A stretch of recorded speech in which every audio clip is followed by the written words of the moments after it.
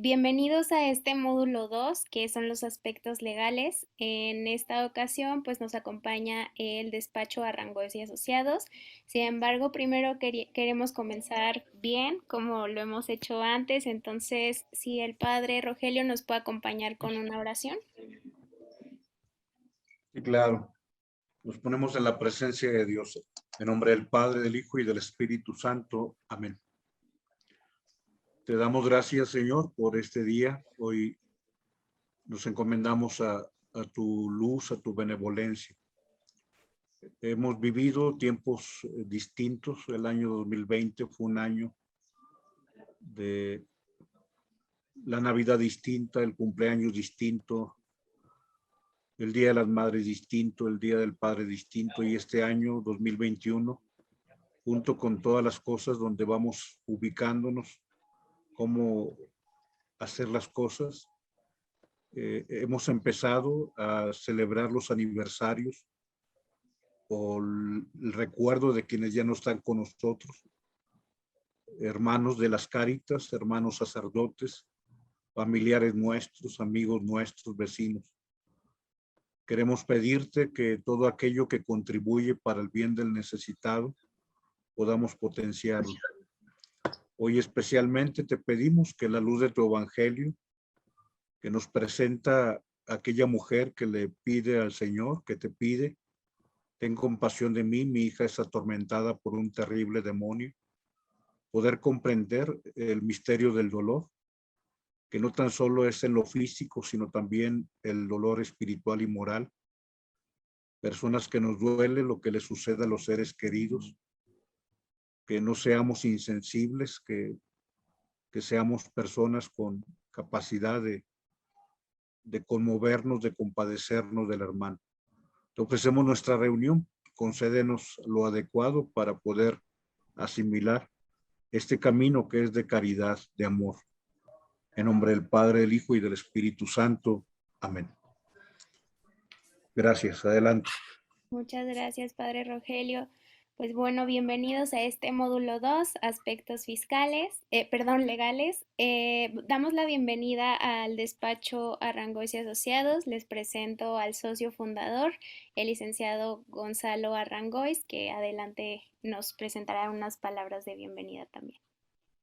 Muchas gracias, Verónica. Muchas gracias, padre Rogelio, por esta oportunidad para nosotros de poder participar en estos talleres de fortalecimiento institucional.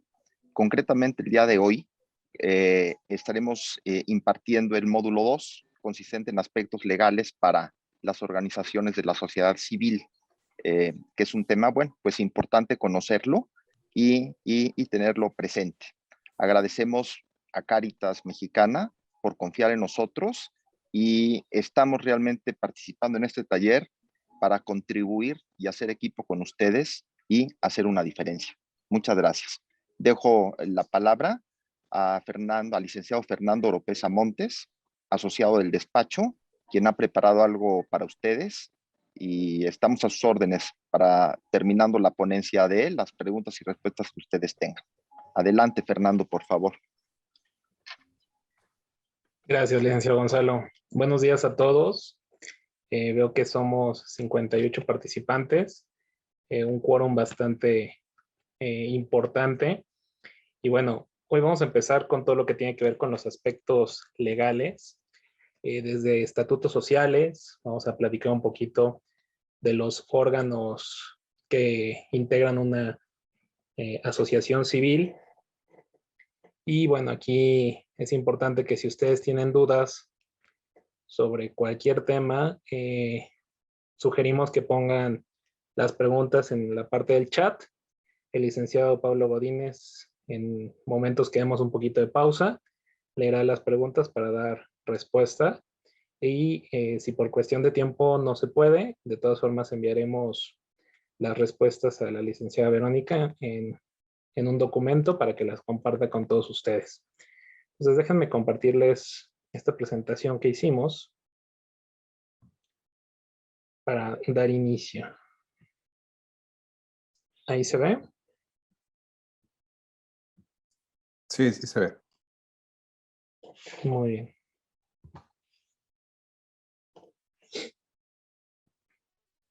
Organizaciones de la sociedad civil.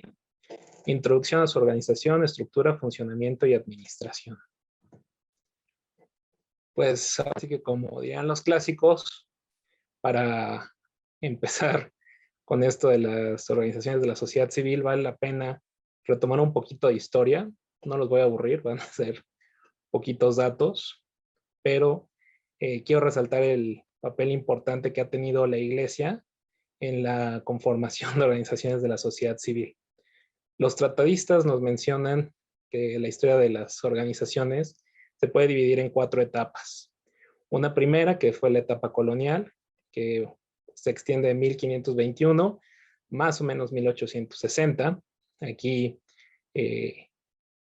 digamos que la Iglesia tiene un papel muy importante, sobre todo por el apoyo a la población indígena. En estos momentos, pues empezamos a ver las primeras obras caritativas y también obras de evangelización, junto con todos los misioneros, ¿no? Franciscanos, dominicos, jesuitas, las cofradías, son las organizaciones de la sociedad civil más importantes en esta primera época. De esta época datan, bueno, el Hospital de Jesús, que fue fundado por Hernán Cortés y que al día de hoy sigue en pie, y también el Monte Nacional de Piedad, que fue fundado por Pedro Romero de Terreros, ¿no? Estas son algunas de las primeras organizaciones de la sociedad civil en México. La segunda etapa, dicen los tratadistas, que se desprende de las leyes de reforma a más o menos el término del porfiriato. ¿Qué pasa aquí en este momento? Con las leyes de reforma, pues viene la nacionalización de los bienes de la Iglesia, y aquí es cuando todo lo que tiene que ver con las sociedades civiles se viene abajo. La Iglesia tenía un patrimonio muy importante y dedicaba mucho de ello a la ayuda de los sectores más vulnerables de la población. Con las leyes de reforma, pues vienen a quitarles mucho de su patrimonio, y el Estado adquiere la obligación de empezar a atender las necesidades sociales, ¿no? Sin embargo, pues no lo hace de forma adecuada, porque estamos en un momento histórico en el que no hay una estabilidad ni económica, ni política, ni social en el país. Es una guerra de guerrillas. Tenemos que Juárez está peleando por todo el país, con todo mundo, conservadores, liberales, algo un poquito similar a lo que pasa el día de hoy. Y entonces el Estado pues no puede destinar los recursos adecuados. En esta época, algunos de las instituciones importantes que se fundan es la Lotería Nacional y la Junta de Asistencia Privada del Distrito Federal, que pues a la fecha siguen vivas, ¿no? Es el siglo XX, que va más o menos del 1900 al 1970, por ahí así. Este momento es el sistema corporativista del gobierno y del poder. Lázaro Cárdenas lo que empieza a hacer es agrupar a mucha de la población en diversas asociaciones. Aquí tenemos lo que es la CROC, tenemos algunas asociaciones campesinas. Entonces, a partir de estas grandes asociaciones, es que les empieza a otorgar cierto recurso para el Estado hacerse, ahora sí que el primer benefactor de todo lo que tiene que ver con la necesidad social. Esto empieza a cambiar un poco en 1960 con el triunfo de la Revolución Cubana, con todas estas ideas, pues ahora sí que libertadoras, y se fundan organizaciones sociales para resolver los problemas que aquejan a la sociedad. En esta época es cuando se crea el Secretariado Social Mexicano, fundado por el Episcopado Mexicano, el cual se ve inmiscuido en la creación de diversas organizaciones, incluyendo la Unión de Empresarios Católicos, la Unión Nacional de Padres de Familia, la Unión Social de Empresarios de México, entre otras, que de buena fuente sabemos que con algunas de ellas Cáritas sigue trabajando a la fecha. En 1970, pues este personaje, Luis Echeverría, no está muy contento con todo lo que hace las organizaciones de la sociedad civil, trata de quitarles poder, no le gusta, no cede recurso para que organizaciones que no sean parte del gobierno pues estén fomentando estas acciones, ¿no? Cualquier similitud con lo que está pasando al día de hoy es mera coincidencia. En esta época es cuando se funda el Centro de Estudios y Promoción Social, que aquí el padre Rogelio nos podría hablar un poquito más de este centro, pero esto será para otra ocasión. Y digamos que el auge de las sociedades civiles viene a partir del año 2000 con la alternancia. El presidente Fox publica lo que es la Ley Federal de Fomento a las actividades realizadas por las organizaciones de la sociedad civil, que es la ley que actualmente regula en su mayoría estas organizaciones.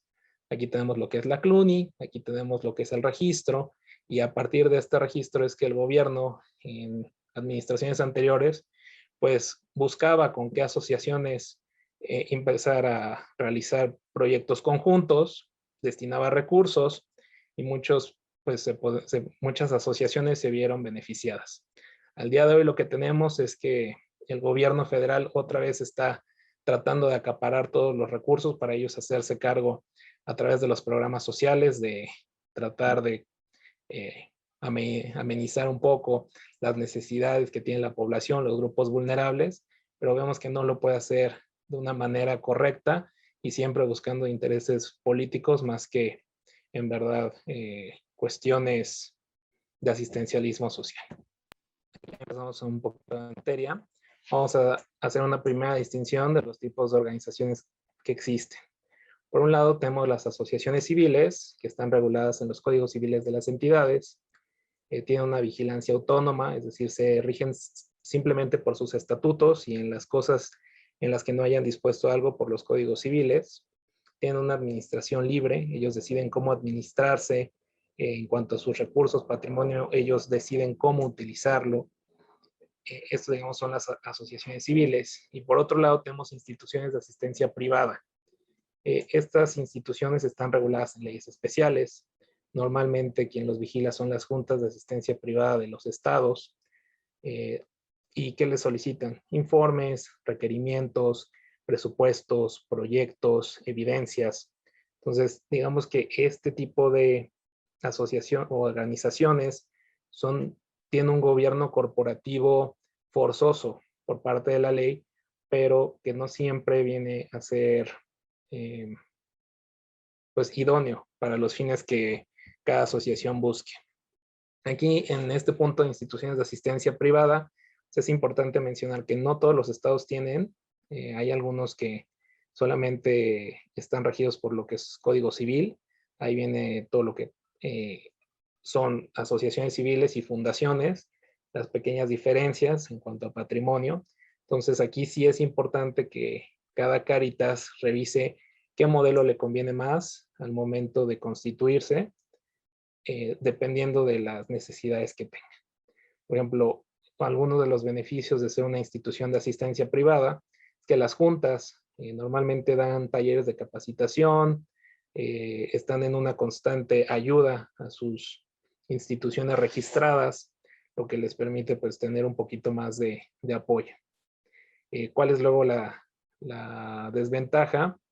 Por ejemplo, aquí en Ciudad de México es que ellos solicitan que de los donativos que reciben, un pequeño porcentaje tiene que destinarse a la Junta de Asistencia Privada. Otro problema con esto es, si quieren reformar ustedes estatutos sociales, pues tienen que solicitar la autorización de la Junta. Si quieren cambiar a su consejo directivo, a su patronato, también tienen que solicitar la autorización a las juntas. Entonces, esto puede mermar un poco la correcta administración para hacer cambios rápidos en las instituciones. Entonces, si ustedes están pensando en constituirse, pues sí es importante que analicen estas dos vertientes, ¿no? Las asociaciones civiles que tienen una regulación un poco más, menos rígida, y las instituciones de asistencia privada que en general sí tienden a tener mayores controles, mayor vigilancia e inclusive sanciones. Entonces digamos que estos son los dos tipos. Vamos a la siguiente. Aquí vamos a comentar un poco de los estatutos sociales. ¿Qué son los estatutos sociales?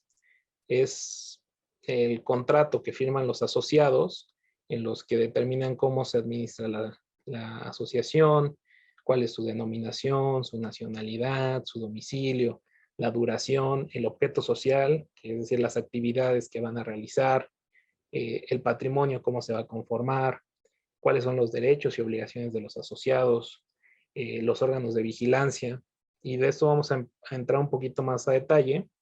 Y nada, quiero hacer mención de los primeros 4 puntos. En cuanto a la denominación la autoriza la Secretaría de Economía. Ustedes mediante un trámite por internet con Fiel pueden solicitar cualquier denominación y ellos ya se las aprobarán. Esto tarda más o menos 2 o 3 días y solamente se niega en caso de que sea similar en grado de confusión o idéntica al nombre de otra asociación que ya esté constituida. La nacionalidad, en este caso todos serán de nacionalidad mexicana, se conforme a las leyes nacionales, entonces esa será su nacionalidad. Sin embargo, ustedes pueden tener una cláusula de admisión de extranjeros, esto es en cuanto a sus asociados. Si hay algún asociado que es de nacionalidad diferente a la mexicana, necesitan poner esta cláusula en la que se obligan a no solicitar la cooperación de su país en caso de que tengan algún conflicto con la nación mexicana. Y si lo hacen, es en su perjuicio y pierden, digamos que todo el patrimonio que hayan obtenido en favor de la nación mexicana. La duración aquí puede ser indefinida o puede ser, o pueden ustedes determinar un número de años. Anteriormente era de 99 años, antes era de 50, pero hoy en día pueden dejarlo como indefinido y el momento de su disolución y liquidación será cuando la asamblea de asociados así lo decida. Cosas importantes aquí de los estatutos sociales. Muchos de ustedes lo que buscan es la autorización de la Secretaría de Hacienda para emitir los recibos deducibles de impuestos. Entonces aquí existe un modelo de estatutos que publica el Servicio de Administración Tributaria para que ustedes lo puedan ir siguiendo y esta autorización sea un poco más sencilla de obtener que si ustedes o la notaría o un abogado les hace los estatutos y después resulta que no les otorgan la autorización porque la cláusula de patrimonio no está conforme al modelo o la cláusula de disolución y liquidación tampoco o su objeto social no prevé algunas de las actividades que dice la ley del impuesto sobre la renta y entonces esto les perjudica, atrasa sus trámites y posiblemente les nieguen la autorización. Aquí vamos a entrar ya a lo que es el objeto social. Esto es muy importante. Ustedes, al momento de constituirse, pueden revisar el artículo 79 de la Ley del Impuesto sobre la Renta y ahí viene una serie de actividades que pueden obtener la deducibilidad de impuestos. Algunas que existen, pues son asociaciones deportivas, asociaciones que otorguen becas, asociaciones, por ejemplo, cajas populares o cajas de ahorro también pueden ser este tipo de donatarias autorizadas. Pero yo aquí me voy a enfocar principalmente en la fracción quinta y después en la 25, que son las acciones que hemos visto que realiza Cáritas Mexicana. En este caso, esta es la fracción quinta que habla sobre actividades de asistencialismo social. Aquí tenemos, bueno, atención a requerimientos básicos de vivienda, de subsistencia. Sabemos que el año pasado muchas de las Cáritas participaron en esta fracción, en requerimientos básicos, donaron despensas a las personas que lo necesitaban con motivo de la pandemia. Entonces esta podría ser una de las actividades que ustedes realicen. Aquí puede ser una acotación. En 2021 vino una reforma a la resolución miscelánea fiscal y a la ley del impuesto sobre la renta, que lo que indica es que el Servicio de Administración Tributaria les va a otorgar la autorización para ciertas actividades. Y si ustedes quieren en un momento posterior aumentar sus actividades para emitir los recibos deducibles de impuestos, lo pueden hacer, obviamente reformando su estatuto y cumpliendo con las reglas de la resolución miscelánea. Entonces es importante al momento de que redacten su objeto social que integren todas las actividades que ustedes están realizando o que en algún futuro pretenden realizar para que obtengan la autorización y ya no sea motivo de un segundo trámite o tercero o cuarto que puede ser perjudicial en cuanto a tiempos y que puede ser, digamos, ustedes están atendiendo requerimientos básicos y quieren y viene un donante que les quiere dar recurso para que ustedes instalen un consultorio médico y no puedan por su objeto social. Entonces sí es importante que prevean bien estas actividades. La segunda es asistencia médica. Aquí lo que interpreta el Servicio de Administración Tributaria es todo lo que tiene que ver con asistencia médica, desde psicológica, nutricional, estudios de laboratorio, consultas médicas, dispensarios, farmacias. Aquí nada más la recomendación sería que si se van a dedicar a ello, cumplan también con los registros de la COFEPRIS que pide para los consultorios médicos y obtengan las licencias sanitarias, porque esto puede ser motivo de multa. Asistencia jurídica. Aquí habla un poquito solamente, si leen ustedes la disposición de la ley del impuesto sobre la renta, únicamente se enfoca en lo que tiene que ver con asistencia jurídica de personas privadas de su libertad. Sin embargo, el Servicio de Administración Tributaria lo ha abierto a casi todas las materias, excepto al derecho electoral. Ustedes como asociaciones, organizaciones de la sociedad civil y en su momento notarias autorizadas no pueden participar en todo lo que tenga que ver ni con política, ni con propaganda eclesiástica, tampoco pueden negar el servicio a alguna persona de otra religión, de otra nacionalidad, porque inmediatamente podrían perder la autorización. Otro punto que prevé el asistencialismo social es la rehabilitación de alcohólicos y drogadictos, el apoyo para servicios funerarios, orientación social, educación y del trabajo. Esto tiene que ver con todos los cursos de capacitación que en su momento puedan dar a la población vulnerable para que ellos pues, puedan obtener mejores condiciones de vida o autoempleo, apoyo a comunidades indígenas, atención a personas con discapacidad. Digamos que todas estas actividades pues, están reflejadas en las dimensiones que refiere la Comisión del Episcopado, ¿no? Entonces sí es importante que prevean en su objeto social la mayoría o todas ellas, si es que van a asistencia en estos aspectos. Objetos, esta es la fracción 25, esta se refiere más al desarrollo social. Y así es importante esta distinción porque al momento en el que ustedes soliciten la autorización tienen que especificar para qué fracción. Entonces, si dentro de su objeto social prevén ambas fracciones, al momento de solicitar la autorización tienen que señalar que es asistencialismo social y también desarrollo social. Aquí hay muchas más fracciones, me enfoqué solamente en estas 5 que están aquí porque son las que van más apegadas a lo que hemos visto que realiza Cáritas Mexicana.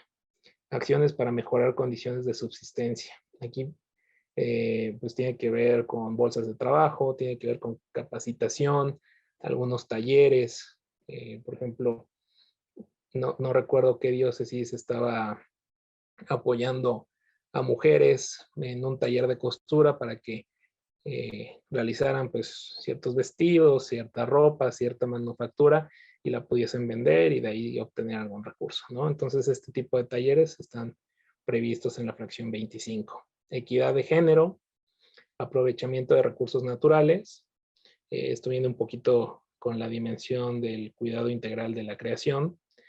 Aquí pues tiene que ver desde cuidado del ambiente, desde reciclaje, campañas de,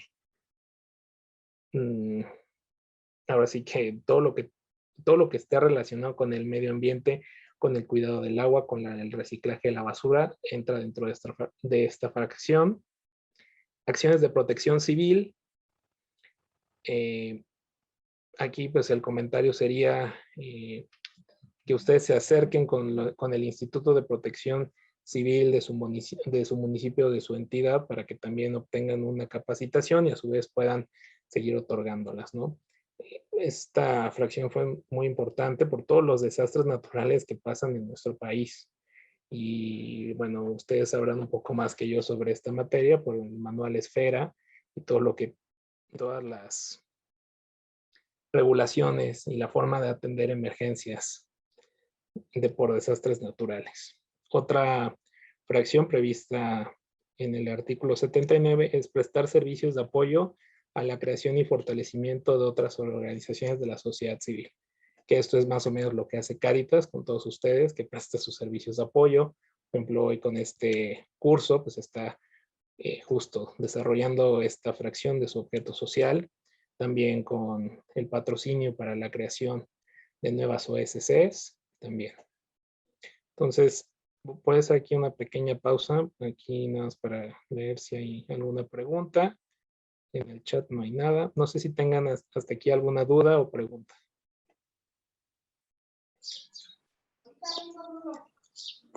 Sí, buenos días. Una pregunta aquí de la diócesis de Cuernavaca. Buenos días. Mira, mi nombre es Faustino Quirós. Comentabas que hay un modelo ya preestablecido hablando de la constitución de la asociación civil, sobre todo porque ya hay algunas redacciones muy apropiadas de acuerdo a las autorizaciones que se dan. La pregunta directa es si ese modelo nos lo puedes compartir para tenerlo como base o dónde lo podemos obtener. Sí, claro, los puedo compartir de la estación o lo pueden descargar desde la página del SAT. Ustedes se meten a Google, ponen modelo de estatutos SAT 2021 y la primera página ahí viene. Pero sin problema se los comparto al finalizar la presentación. Sí, muchas Fernando, gracias. yo quiero comentar a Faustino, que también se acerca a Berito. Nosotros nos hemos acercado a las diócesis y hemos tratado de acompañar los procesos. De pronto las diócesis no pueden seguir nuestros procesos, pero estamos para facilitarles. O sea, no tan solo algo tan despersonalizado como buscar en Google, sino precisamente este es el afán que tenemos al realizar esta reunión, que las Cáritas se acercan a la Cáritas Nacional, pero que tengamos ese trato igual, donde el interés se muestra en las dos partes. Estamos para servir. Claro que hay modelos, claro que hay muchas Cáritas que ya están establecidas y estamos para ayudar a las otras Cáritas, pero nada más que nos acerquemos y que, pues digamos, haya esa corresponsabilidad para hacer el trabajo juntos. Buenos días, Padre Rogelio, Verónica, Fernando. Una pregunta en cuanto a la derivación de las Cáritas en el trabajo de las parroquias. Esta posibilidad también de constituirse no complica la acción a nivel diocesano, Padre, pero...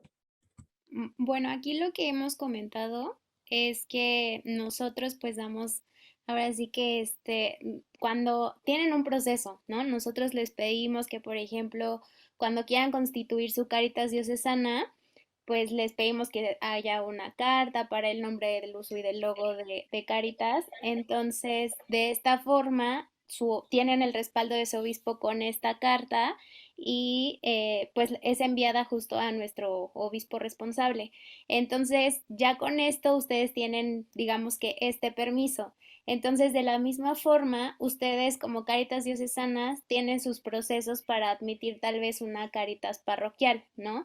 Hay casos en los que sí están ya constituidas jurídicamente las Cáritas parroquiales. Se me ocurre ahorita una de Irapuato, que está constituida. Sin embargo, pues ahí ya es como un poco cada diócesis, ¿no? O sea, si deciden hacerlo ya así jurídicamente o simplemente como grupos ya establecidos. Yo quisiera aumentar, qué bueno que estamos en este diálogo. Hay preguntas muy interesantes, pero ahorita las vas viendo. Pero comentar, pues al mismo tiempo nosotros como Cáritas Mexicana tenemos una responsabilidad con Cáritas internacionales. Entonces los protocolos que seguimos nosotros al mismo tiempo se nos pide que para que alguien forme parte de la familia Cáritas, también lleve ciertos elementos donde salvaguardemos la naturaleza, el objeto, la visión, la misión propia de una Cáritas como estructura de iglesia. Entonces, creo que a todos nos beneficia en ese sentido llevar la misma ruta. Lo que aquí se comenta, pues no afecta, al contrario, ayuda. Entonces, ese es el elemento de la confederación que buscamos y ojalá que nos unamos. Obviamente también lo que dice Vero es importante. Nosotros no podemos elegir ninguna Cáritas si el obispo no nos da una carta. Pongo algún ejemplo, algunas diócesis, pues yo incluso le he hablado al obispo varias ocasiones y pues el obispo por razones de sus ocupaciones pues no ha tenido bien atenderlo. Entonces, bueno, este fondo de Japón que estaba destinado para ayudar a algunas Cáritas a erigirse, pues de pronto platicando en el equipo de la Cáritas decimos, pues mira, no nos ha respondido, pues vamos a ayudar a otra Cáritas. Entonces, porque el fondo ahí está y estamos para ayudar. Entonces, sí, si el obispo no nos da el plachet, no vamos a hacer algo contra aquel que preside una diócesis. Entonces, sí hay un protocolo y hay toda una ruta, pero como dice Janet, que aquí escribía, es para ayudar, no es para afectar, al contrario. Ojalá que, bueno, muchos obispos ya se han dado cuenta de que esta estructura ayuda. Creo que la pandemia nos ha ayudado y la mejor prueba es que estamos aquí un buen número. Pero bueno, no me alargo, no sé si Per, de lo que aquí viene, comentar algo o dar continuidad. Cáritas de Tuxtla pregunta, ¿cuáles son las dos fracciones del objeto social? Bueno, aquí, digamos, ustedes pueden revisar el artículo 79 de la Ley del Impuesto sobre la Renta para saber si entran en alguna otra actividad. Aquí únicamente toqué lo que es fracción quinta, que se refiere a asistencialismo social, que es esta diapositiva que está proyecto 25, que se trata de desarrollo social. Si ustedes al momento de revisar la Ley del Impuesto sobre la Renta ven que alguna otra actividad ustedes la están realizando, la podrían incluir dentro de su objeto social. Y al momento de solicitar la autorización, también decir, oye, también me ubico en la fracción, no sé, quinta o sexta, nada más, ¿no? Por inventar algo. Pero sí es muy importante que revisen de forma concreta, pues, esto que estén haciendo. Había otra pregunta. Sí, de Cáritas Guajuapan. Si ya estamos constituidos como AC, ¿podemos hacer cambios del objeto social?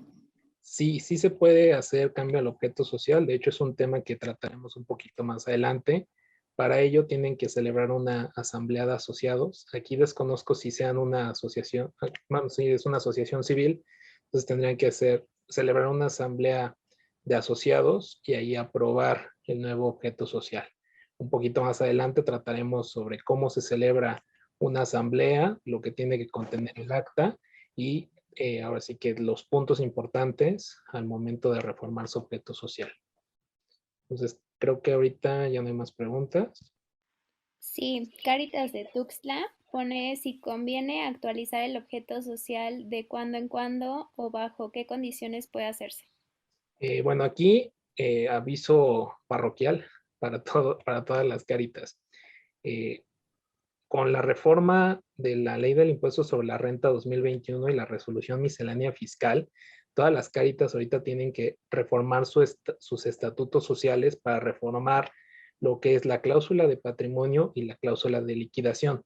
¿En qué cambió respecto del 2020? Únicamente agregó el SAT que el patrimonio y la liquidación deben de destinarse a las actividades autorizadas por el Servicio de Administración Tributaria.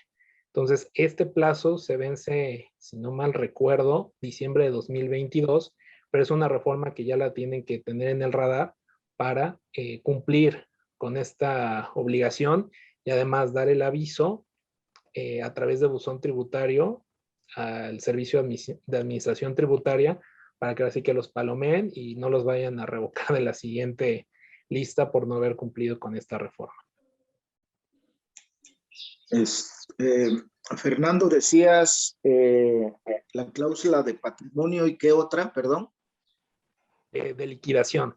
Esas son las dos que se reformaron y que tienen que tomar conforme al nuevo modelo de estatutos del SAT. Ok, muchísimas gracias. O si tienen ahí cualquier duda, al final vamos a dejar también nuestros correos electrónicos. Si gustan de alguna asesoría, también se las podemos dar con mucho gusto.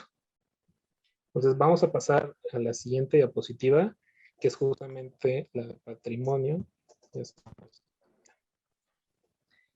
¿Qué es el patrimonio?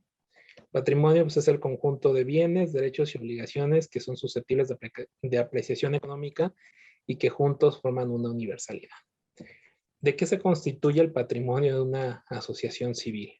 Pues bueno, en su caso de los inmuebles que ustedes tengan, sé que muchas Cáritas están ubicadas dentro de algunas parroquias.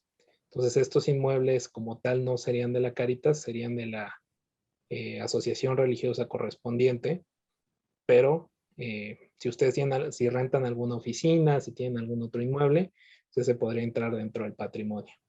¿Qué más entra? Todas las donaciones en especie que reciban. Sabemos que muchas empresas prefieren dar parte de su producto o medicamentos, o ahorita con este tema de pandemia, gel antibacterial, cubrebocas, medicamento. Entonces, todas estas donaciones en especie también entran dentro del patrimonio. Las donaciones en económico o en pecuniario que ustedes reciban también entran dentro del patrimonio. ¿Qué otros aspectos son importantes? Conforme a la ley del impuesto, conforme a la resolución miscelánea fiscal, que la veremos yo creo que en la siguiente sesión, ustedes pueden cobrar cuotas de recuperación por los servicios que presten.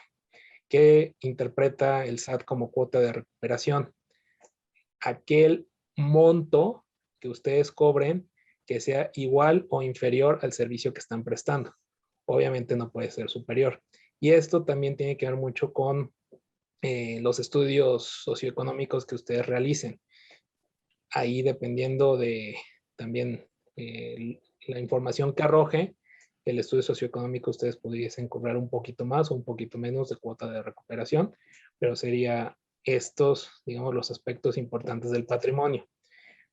Como ya les comentaba, en esta cláusula sí la tienen que tomar literal de lo que es el modelo de estatutos del SAT, que dice que todo el patrimonio que ustedes tengan lo tienen que destinar única y exclusivamente a las actividades que tengan autorizadas. Ustedes tampoco pueden distribuir remanente a sus asociados, y únicamente podrían pagar lo que son servicios que estén, que les hayan prestado.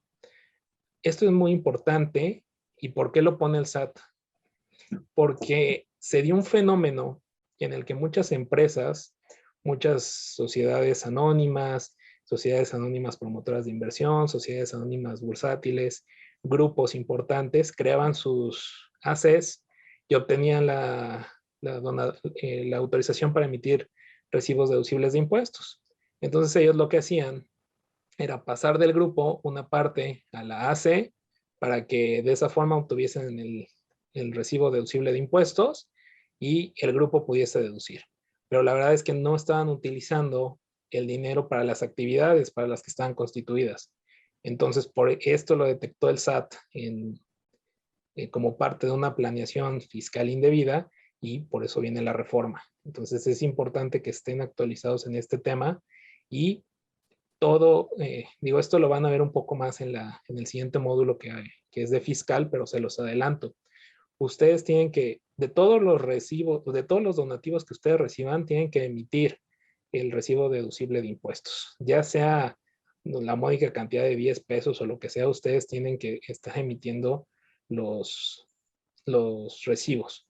Y a su vez tienen que obtener las facturas para comprobar los gastos. ¿Por qué? Porque el SAT es muy malévolo, y lo que piensa es que a ustedes les donan 8,000 pesos y ustedes se quedan 3 y únicamente ejercen 5.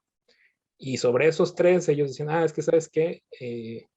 Otorgaste un remanente distribuible. Y sobre esos 3 pesos, esos 3,000 pesos que no me comprobaste, te voy a determinar que me pagues impuestos, ¿no? Y ahí, pues ustedes dicen, oye, pero es que sí lo utilicé en tal cosa, pero es que lo tuve que pagar en efectivo. No. Entonces, esa forma únicamente se podría pagar en efectivo, cosas que sean de valor inferior, pero todo lo que tenga que ver con servicios o adquisición de productos que sean relacionados con su objeto social, tienen que pedir la factura correspondiente y así tener ahora sí que una contabilidad al día y exacta sobre cuánto ingresó en donativos, cuánto pagaron y no tengan ningún problema con el SAT. Siguiente. Corporativos.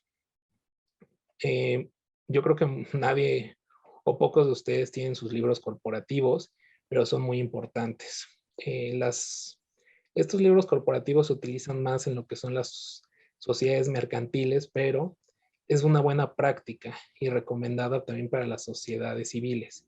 Son tres, básicamente. El libro de registro de asociados. En él, pues van a inscribir toda la información que esté relacionada con sus asociados, ¿no? Su nombre, su nacionalidad, su domicilio, correo electrónico, datos generales e inclusive las aportaciones que hayan dado. Esto, por ejemplo, es importante en las instituciones de asistencia privada. Hay algunas que se constituyen mediante fundaciones y el fundador otorgó una cantidad importante de dinero y ese es su patrimonio inicial. Entonces esto lo tienen que registrar en su libro de registro. El segundo es el libro de actas de asamblea. ¿Por qué es importante tener este libro? Porque luego sucede que ustedes tienen que hacer una reforma de estatutos, ¿no? Y fueron con el notario y entonces el notario les dice, oye, muy bien que quieras hacer tu reforma de estatutos, pero pásame todo lo que son tus antecedentes. Y entonces ustedes se quedan como, ¿y qué es eso? Pues los antecedentes son todas las actas previas que hayan celebrado. Desde su primer antecedente, su acta constitutiva y después si hubo una asamblea en la que salieron dos asociados, que esa no se tiene que registrar en los registros públicos, entonces esto lo registran en el libro de actas, se lo enseñan al notario y es mucho más sencillo que él obtenga todos los antecedentes y sea más rápido los temas de protocolización de asambleas. El tercer libro es el libro de sesiones del Consejo Directivo. Aquí lo que ustedes van a incluir son las actas o las minutas que se elaboren después de la sesión del Consejo. Aquí les voy a compartir nada más un modelo de lo que tiene que llevar el libro de registro de asociados para que ustedes lo vean y en su momento pues también los creen. Libro de registro de asociados, ¿no? Aquí tiene que poner su denominación social. Normalmente el primer asiento es la fecha en la que se constituyó, el notario, en qué momento ustedes están haciendo el libro, ¿no? Aquí sería Juanito Pérez en mi carácter de presidente del Consejo Directivo de la asociación denominada Cáritas Azcapotzalco Asociación Civil, constituida mediante escritura pública número 8 de fecha 23 de marzo de 2021, otorgada ante el licenciado Tomás Lozano Molina, titular de la notaría número 10, autorizo el presente como el libro de registro de asociados. Y aquí vienen lo que son los asientos que tienen que poner, ¿no? Asiento número 1. Hago constar que los asociados con los que se constituyó Cáritas Azcapotzalco Asociación Civil son las siguientes personas. Asociados, aquí tienen que poner su nombre, nacionalidad, registro federal de contribuyentes, el domicilio que ustedes tengan y un correo electrónico. ¿Por qué es importante esta información?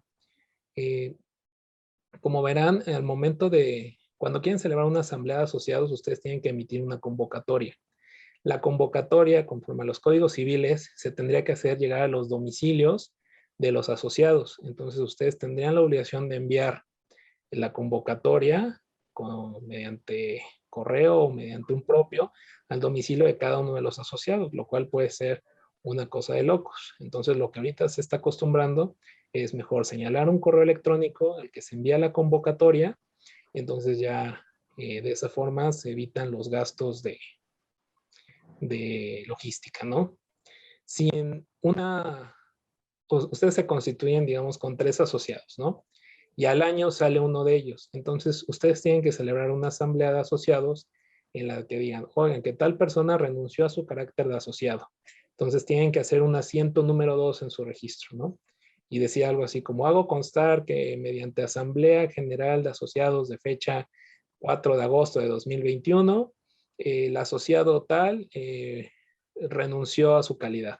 Por lo tanto, los asociados son, y otra vez poner todas las personas.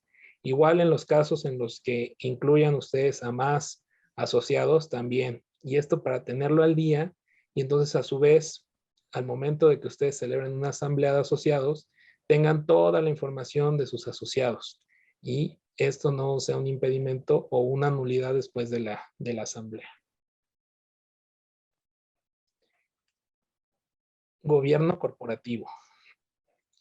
Esto es una cosa, un mecanismo que fue diseñado principalmente para las sociedades mercantiles, pero que se tiene que retomar también por todo tipo de sociedad que se constituya. ¿Por qué? ¿Cuál es la finalidad? Como se puede leer, dice, es el sistema por el cual las sociedades son gobernadas, dirigidas y monitoreadas, cuyas finalidades incluyen incrementar el valor de la sociedad, facilitar su acceso al capital y contribuir a su perenidad. Si ustedes tienen un buen gobierno corporativo, si ustedes tienen bien diseñado su asamblea de asociados, su consejo directivo, sus comités, sus directores generales, entonces existe una mayor diversificación en cuanto a quién toma las decisiones y las facultades. Y esto es bien visto por algunas empresas. Hay algunas empresas que, por ejemplo, para dar un donativo, les van a pedir todo este tipo de situaciones. Por eso es que se dice, incluyen incrementar el valor de la sociedad y facilitar el acceso al capital, porque si ustedes están bien organizados, una empresa como FEMSA, pues no va a dudar en darles un donativo, ¿no?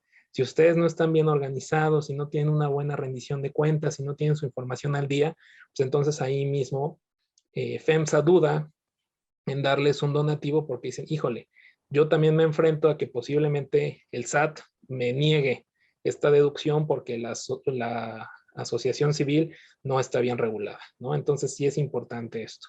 Y contribuir a su perenidad. Cuando sus órganos de gobierno están bien estructurados, lo que ayuda es que las transiciones de cuando entra y sale gente no sean tan complicadas y esto permita que la asociación siga conforme a los años, ¿no? Entonces, esto es la importancia del gobierno corporativo para tratar en esta sesión. ¿Cuáles son los órganos de una asociación civil? Aquí voy a enfocarme a asociación civil, pero casi es lo mismo para las instituciones de asistencia privada de muchos estados. Donde sí cambia es aquí en Ciudad de México, donde estamos hablando de un patronato. Entonces aquí no habría asamblea de asociados, habría un fundador, no habría consejo directivo, habría lo que es un patronato, órgano de vigilancia sí podría haber. Entonces, estos son los principales órganos. La asamblea de asociados es el órgano supremo de la asociación y es el órgano que toma las decisiones. Ellos dicen, ¿sabes qué? Quiero que la asociación se dedique a esto y vamos a enfocarnos en ayudar, por ejemplo, a los niños, ¿no? Hay asociaciones que únicamente están constituidas para ayudar a niños, u otras a migrantes, u otras a personas de la tercera edad o personas con discapacidad, ¿no? Entonces, esto de las asambleas de asociados es quien va a determinar el rumbo y ellos a su vez son quienes pueden solicitar la modificación de estatutos, quienes van a aprobar las cuentas de su consejo directivo, quienes en algún momento pueden decir, ¿sabes qué? Creo que esta persona del consejo directivo no está haciendo un buen trabajo y lo pueden remover, etcétera. Entonces, la asamblea de asociados es el órgano más importante y aquí serían los fundadores de la asociación y futuros asociados que se vayan sumando. Nosotros lo que estamos haciendo ahorita con algunas de las asociaciones que constituimos fue incluir al obispo para que él sea, digamos, la autoridad máxima dentro de la asociación y él pueda tomar este tipo de decisiones respecto de consejo directivo. El consejo directivo es quien se encarga de administrar y dirigir la asociación. Este consejo puede a su vez crear órganos intermedios y nombrar directores. Digamos que el consejo directivo son estas personas que van a estar en una constante comunicación, revisando el día a día de la operación de la asociación y pueden decir, ¿sabes qué? Esto no nos está funcionando, mejor vamos a dar un cambio y vamos a empezar a hacer este tipo de operaciones. Obviamente todo esto tiene que tener la aprobación de la asamblea de asociados. El consejo directivo lo que trata y lo que necesita es información.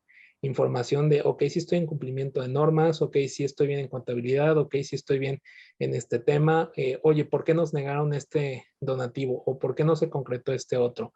¿O por qué sí se concretó este, no? Entonces, el consejo directivo es muy importante y aquí tiene que estar eh, tienen que estar nombradas o designadas personas que estén en el día a día de la asociación, que estén involucrados con la asociación y que puedan en su momento determinar de, oye, esto no nos está funcionando por tal o tal razón, ¿no? Y en su momento dar un cambio de dirección. El órgano de vigilancia es aquel que audita e inspecciona al Consejo de Administración y sobre todo lo que encuentre lo va a informar a la Asamblea de Asociados. Este órgano de vigilancia no es obligatorio en las sociedades civiles, sin embargo, sí se recomienda. Este órgano de vigilancia se recomienda que sea externo, que sean personas que no estén en el día a día para que ellos con ojos objetivos puedan determinar si el actuar del consejo directivo fue acorde con lo que ordenan las disposiciones correspondientes o no. Y también tiene que tener conocimiento en temas fiscales, contables y económicos para determinar, oye, tal práctica que estás realizando, pues no es acorde con lo que dice la resolución miscelánea fiscal. Cámbialo, porque si no vamos a tener problemas. O, oye, tal criterio de contabilidad que estás utilizando no es el idóneo porque se tiene que utilizar la norma internacional financiera número tal, ¿no? Entonces, este órgano de vigilancia es, a su vez, quien puede corregir la plana y él va a informarle de todo esto a la asamblea de asociados para que ellos también puedan tomar una mejor decisión. El tema de asamblea de asociados y después de este tema damos una sesión, una pequeña sesión de preguntas porque creo que sí es importante. La asamblea de asociados es un órgano transitorio que delibera y define el rumbo estratégico de la asociación. ¿Por qué transitorio?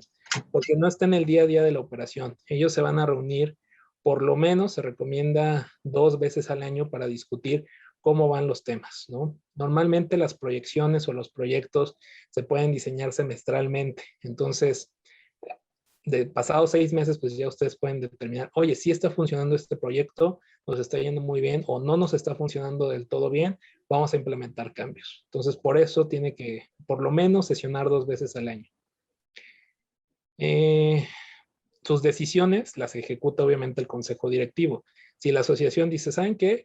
Yo creo que en este momento nos vamos a dedicar solamente a dar apoyos contra la pandemia y contra el COVID, ¿no? Entonces el consejo directivo pues tiene que acatar esa decisión y solamente enfocarse en eso.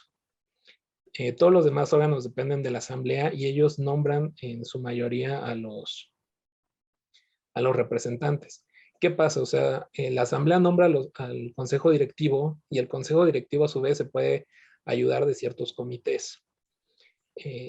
Lo que nosotros estamos haciendo es que los comités sean partes de las dimensiones en las que se dividen las asociaciones para que de esa forma cada comité se dedique solamente a ese tema, ¿no? Oye, tú te vas a dedicar únicamente, exclusivamente al tema de cuidado del ambiente.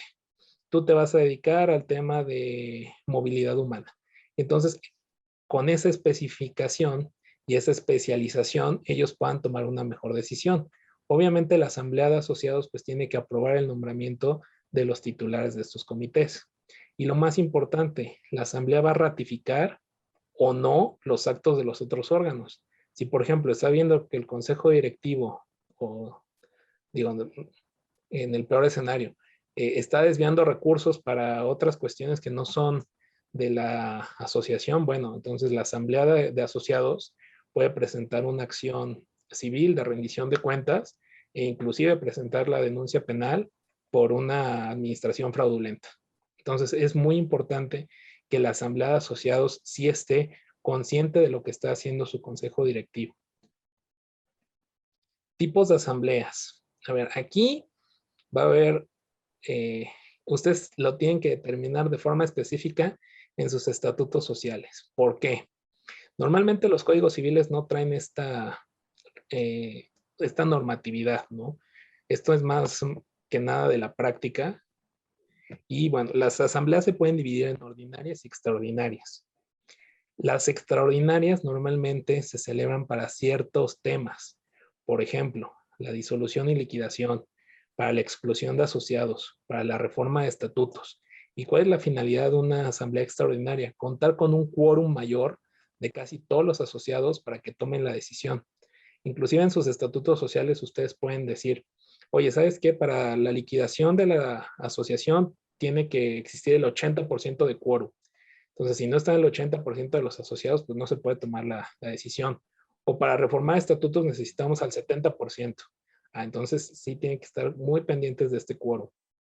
La ordinaria son todos los demás temas que no estén destinados a la asamblea extraordinaria. Por lo menos se tiene que celebrar una dentro del año, que es dentro de los primeros 4 meses después del cierre del ejercicio, y es para revisar la situación financiera de la asociación, para nombrar en su caso consejeros o apoderados, también para revisar si los asociados siguen estando interesados en formar parte o no de la asociación y en su caso nombrar nuevos o excluir algunos. Básicamente en esta asamblea es donde ustedes tienen que poner un orden en cuanto a su consejo y en cuanto a su situación financiera. Aquí es una cuestión en cuanto a quórum de instalación y quórum de votación. Son dos cosas distintas. Una cosa es decir, oye, necesitamos el 50% para que pueda iniciar la asamblea, y otra cosa es necesitamos el 80% a favor para que pueda aprobarse la resolución. Estos porcentajes en la mayoría de los estados los pueden determinar en sus estatutos sociales, salvo algunas excepciones que traigan ahí algún quórum de instalación o un quórum de votación. Ahí pues tendrían que respetar el porcentaje que dice la ley, ¿no? En las ordinarias, lo normal es que sea el 50% para que pueda iniciar el 50% más 1 para que pueda iniciar la asamblea, y normalmente con la mayoría de los presentes es más que suficiente para que se apruebe la resolución. En las extraordinarias, el quórum de instalación puede ser 60% más, e igual para la aprobación 60% más, ¿no? Hay algunos estados que, por ejemplo, piden que para una reforma de estatutos por lo menos lo haya aprobado el 80% de los asociados. Entonces sí es importante que chequen sus códigos civiles para determinar estos porcentajes. Aquí vamos a entrar a lo que es la celebración de la asamblea. ¿Con qué empieza? Empieza con una convocatoria. Ahorita les voy a poner el ejemplo de la convocatoria. La asamblea se debe celebrar en el domicilio social. Ahorita vamos a hablar también de este tema. Se tiene que generar una lista de asistencia que tienen que firmar los asociados presentes. Después viene lo que es la discusión y votación del orden del día, la toma de acuerdos, la redacción del acta de asamblea correspondiente y, en su caso, protocolización ante notario e inscripción en el registro público de la propiedad. Esto es, digamos, cómo se debe celebrar una asamblea, y estos son los pasos que se deben seguir para que una asamblea sea válida. Ahorita vamos a ver cómo se hace una convocatoria. Esta es, digamos, una convocatoria sencilla. Cáritas Acolhuacan, Texcoco AC, convocatoria de Asamblea General de Asociados. Por acuerdo del Consejo Directivo de Cáritas Acolhuacan, Texcoco AC, se convoca una Asamblea General Ordinaria de Asociados, la cual se celebrará en sus oficinas ubicadas en, pues ahí pueden poner el domicilio o de la parroquia o el domicilio fiscal en el que estén, a las 15 horas del día 19 de agosto de 2021, donde se discutirá el siguiente orden del día. A ver, es importante en el tema de la convocatoria que se cumplan con los plazos que establecen los códigos civiles o sus estatutos. Hay algunos códigos civiles que dicen que la convocatoria se tiene que hacer por lo menos con 20 días de anticipación. Eso dice, por ejemplo, el Código Civil de Guanajuato. El Código Civil de la Ciudad de México no te fija un plazo. Entonces tú en estatutos puedes determinar el plazo correspondiente.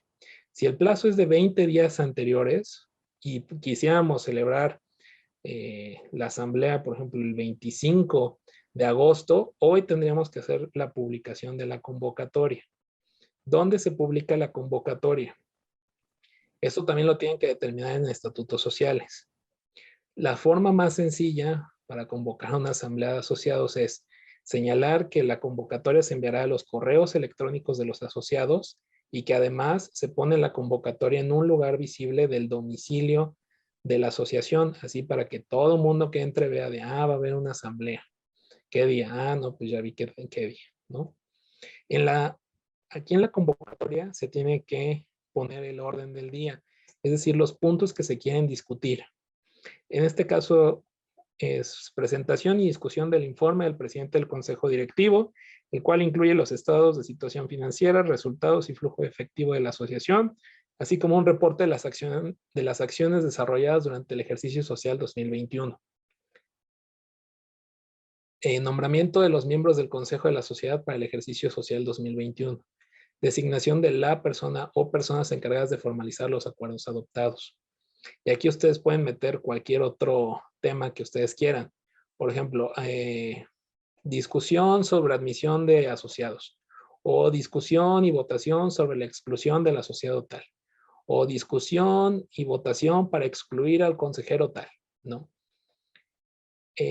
Aquí, bueno, para ser admitidos en la asamblea, los asociados deberán llegar con al menos 15 minutos de anticipación a la hora establecida, y en caso de que no puedan acudir, pueden mandar a su representante legal, bastando para ello una carta poder firmada ante 2 testigos, en la que se van a adjuntar las identificaciones del poderante, apoderado y testigos. Y la convocatoria la tiene que firmar los miembros del consejo directivo que designen en sus estatutos. Normalmente basta con la firma del presidente. Hay algunas asociaciones que dicen no, que la firmen el presidente y el secretario. Pues ahí ya dependerá mucho de su criterio. Entonces, esto es la convocatoria. Esta convocatoria firmada le enviarían a los correos electrónicos de los asociados. Ustedes digamos, para tener constancia de que sí lo enviaron, tienen que imprimir la pantalla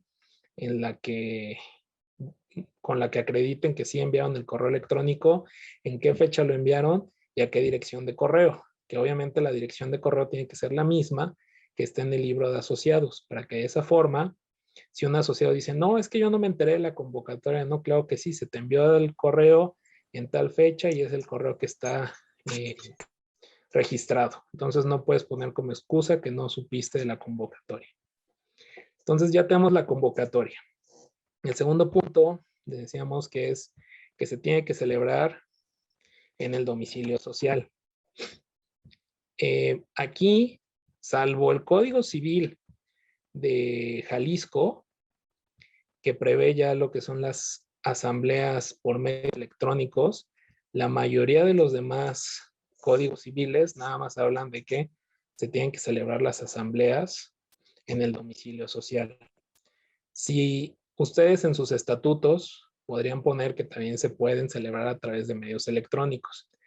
Para ello, la recomendación es que sea a través de una plataforma que permita grabar, por ejemplo, Zoom, ¿no? Entonces, digamos, damos inicio a la asamblea, ¿no? Ahorita. Entonces, paso lista. No, pues vamos a ver quiénes son los asociados. Que los asociados registrados son Verónica Alcántara, el padre Rogelio, el licenciado Pablo Godínez. ¿Están presentes? Sí, sí están presentes. Ok, tenemos un quórum del 100%, podemos iniciar. Entonces, ya se empiezan con la discusión y votación del orden del día. Entonces, digamos, si es poner a consideración los informes, ahorita me estoy adelantando, pero una buena práctica es que todos los documentos que se vayan a discutir en la asamblea se pongan por lo menos con 15 días de anticipación en poder de los asociados para que ellos los puedan revisar y los puedan analizar y en su caso hacer las acotaciones que consideren prudentes. Después viene la toma de acuerdos. Aquí en el ejemplo que estamos diciendo. El informe del presidente del consejo directivo. La toma de acuerdos sería si se acepta, si se aprueba o no se aprueba, o se aprueba pero con modificaciones, etc. Entonces ahí tienen que decir, bueno, ¿quién está a favor de que se apruebe? Y ya lo ponen a votación y a mano alzada, pues ya cada quien vota como su conciencia se lo indique. Redacción del acta de asamblea. Todos los acuerdos, todas las las situaciones que acontezcan durante una asamblea las tienen que poner en el acta de asamblea. Oigan, que si un asociado se enojó y se fue, bueno, pues la tienen que poner. Que a la mitad de la asamblea, la licenciada Verónica hizo berrinche y se fue, ¿no? En su caso. Entonces, tienen que poner todo esto para dejar constancia.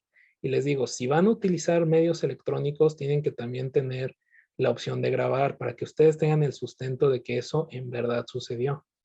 Vamos a ver cómo se redacta un acta de asamblea. Por ejemplo, Asamblea General Ordinaria de Asociados de Cáritas Texcoco Acolhuacan, Asociación Civil, ¿no? Empezamos, pues, ahora sí que con un pequeño premio diciendo en qué lugar, ¿no? En la Ciudad de México, siendo las tantas horas del día tal del 2021, se reunieron en el domicilio social de Cáritas Texcoco Acolhuacan los representantes o los asociados que se mencionan a continuación, con el fin de celebrar una Asamblea General Ordinaria de Asociados. Aquí tienen que poner quiénes son los asociados, su RFC, su correo electrónico, y en su caso si vienen con poder o vienen o acuden personalmente. Después tienen que decir quién va a presidir la asamblea. Normalmente esto se prevé en los estatutos y normalmente preside la asamblea el presidente del consejo directivo y actúa como secretario, quien esté como secretario general. Ellos pueden a su vez nombrar a un escrutador, que será la persona que se encargue de certificar si están presentes o no los asociados conforme al libro de registro de asociados. Por eso es muy importante que tengan su libro de registro y esté actualizado. Aquí se dice, ¿no? En virtud de encontrarse representados la totalidad de los asociados, el presidente, digamos, la única forma para que ustedes no publiquen convocatoria es que todos los asociados estén presentes. Y esto tiene que estar en sus estatutos sociales. Entonces aquí están todos presentes, no fue necesario publicar convocatoria, entonces se declara instalada la asamblea y válidos los acuerdos que en ella se adopten conforme al siguiente orden del día. Y aquí tenemos los puntos que se van a discutir, ¿no? La presentación del informe, el nombramiento de los miembros del consejo y la designación de las personas que formalizarán los acuerdos. Y aquí empieza, aquí la discusión, ¿no? Digamos que pusieron a disposición de los asociados el informe y unos sí estuvieron de acuerdo y otros no estuvieron de acuerdo. Entonces aquí te debería decir, después de discutir lo anterior, los asociados por 3 votos a favor y 2 en contra tomaron los siguientes acuerdos, ¿no? Que se aprueba el informe del Consejo Directivo y los estados financieros, que se aprueben todas y cada una de las operaciones que se llevaron a cabo en el ejercicio social 2021 y se libera a los consejeros de cualquier tipo de responsabilidad que hayan incurrido con motivo de su encargo. Y después viene ya el segundo punto, que en este caso sería una ratificación, ¿no? De los cargos del Consejo Directivo. Y aquí, si alguien no está de acuerdo con que el secretario siga, bueno, pues lo puede decir y aquí se tiene que asentar, ¿no? Tal asociado votó en contra. Y ya viene de acuerdo, aquí ven la ratificación. Y después viene el tema de los delegados especiales. ¿Por qué es importante? Los delegados son aquellas personas que se van a encargar de cumplir con lo que dice la asamblea cuando no lo haga el presidente del consejo. Ellos son las personas que en su caso podrían acudir al notario público a que se protocolice la asamblea. Entonces aquí los tienen que facultar para que realicen ciertos actos, ¿no? Aquí digamos que están facultando a las personas del despacho Arrangüez y Asociados para que protocolicen ante fedatario público la asamblea y obtengan la inscripción en el Instituto de la Función Registral. Ahora, ¿qué tipo de asambleas se tienen que protocolizar ante notario? Se tiene que protocolizar aquellas asambleas en las que haya un consejo de cambio, un cambio de consejo directivo, una reforma de estatutos, una disolución o una liquidación, un cambio, digamos, todo lo que tenga que o impacte en la administración, lo tienen que registrar ante notario para que quede fe de cuáles fueron los cambios que se hicieron. Y si una persona llega al registro público, pues para conocer, ¿no? Ah, bueno, tal asociación está, estos son los asociados y tales personas son sus directivos. para eso es que se tiene que protocolizar estas asambleas. Aquí usted viene un comentario, ¿puedes volver a mencionarlo, por favor? Sí. ¿Qué asambleas se tienen que protocolizar ante notario? 1, las que tengan reformas de estatutos. 2, en las que se admitan o excluyan asociados. 3, en las que se admitan o excluyan miembros del consejo directivo. 4, en su caso la de disolución y liquidación. Esas son las que se tienen que protocolizar sí o sí ante notario. Todas las demás en las que vayan a discutir de, oye, necesitamos hacer tal cambio para que Coca nos otorgue un donativo, bueno, esas no se tienen que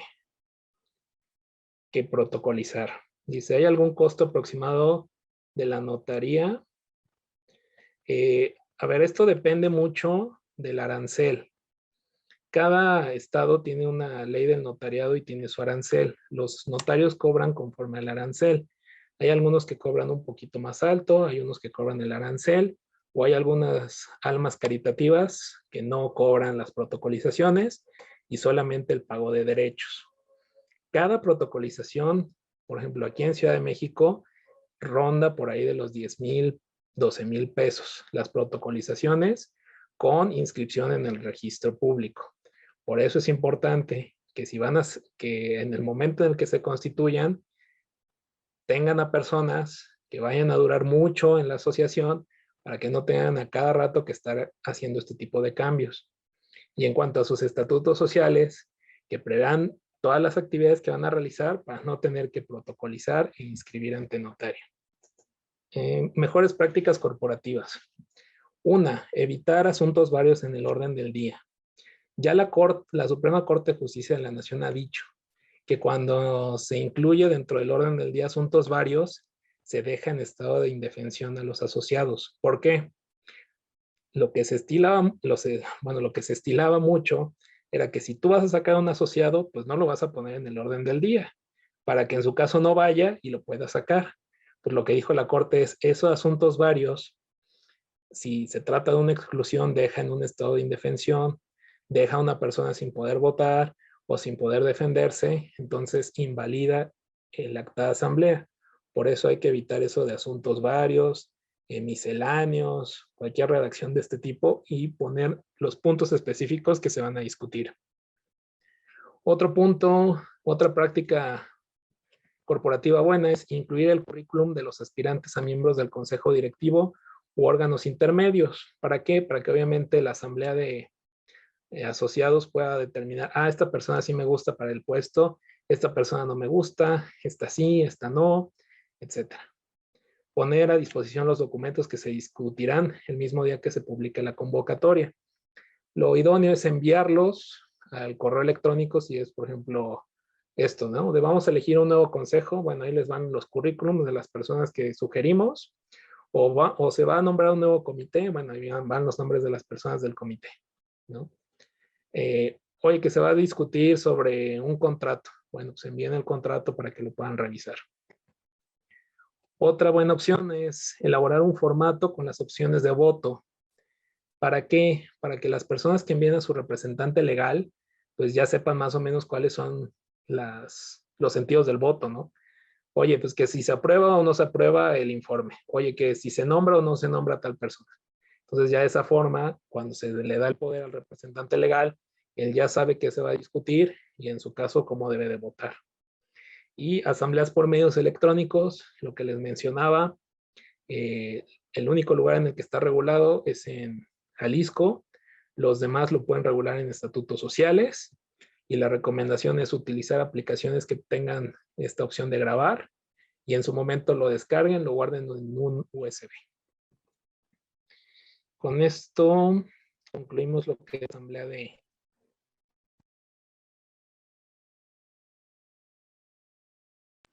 Hay una pregunta más en el chat. De la Caritas Teotihuacán, dice que si se pueden hacer los cambios ante notario en cualquier notaría o tiene que ser la notaría en donde se hizo el alta de la Caritas. Los cambios se pueden hacer ante cualquier notario. ¿Qué les va a pedir el notario?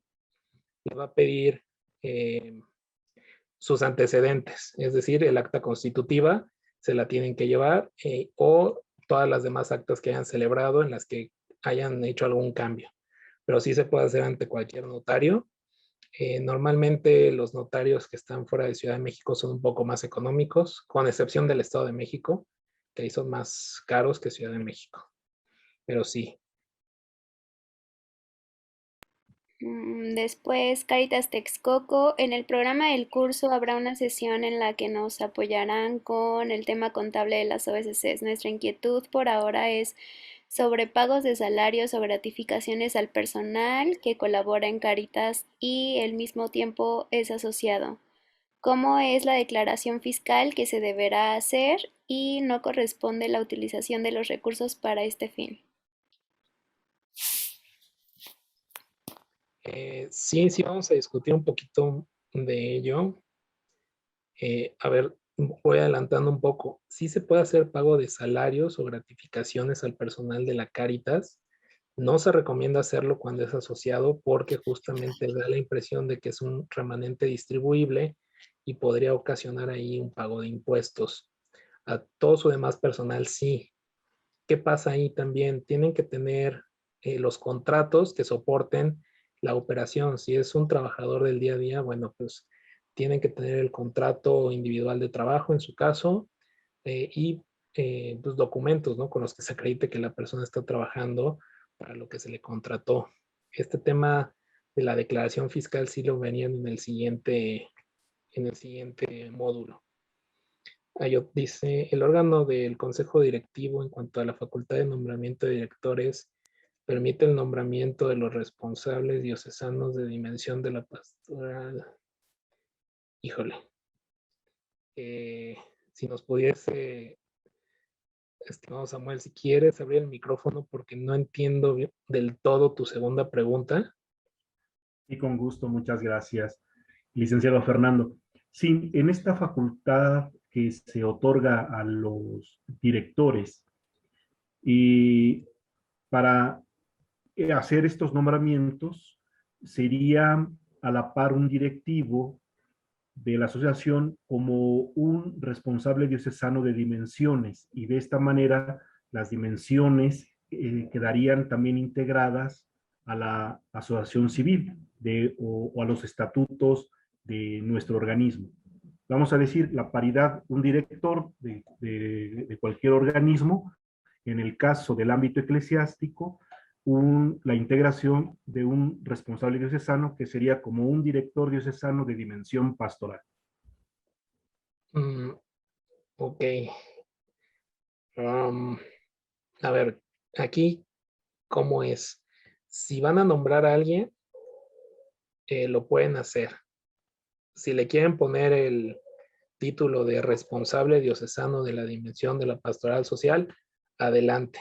En el momento en que ustedes lo tengan que reportar ante la ante el registro de las OSCs, nada les va a pedir el tipo de cargo, que en ese caso sería directivo, y los poderes que esta persona tenga. Aquí voy a hacer una acotación.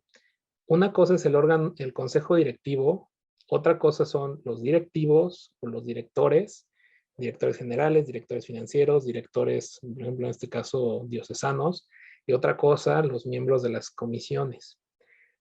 Ante la OSC, a los que se tienen que reportar son los que tienen facultades, poderes para pleitos y cobranzas, actos de administración y todas estas facultades, porque ellos justamente pueden celebrar actos y eso es lo que quiere vigilar la OSC.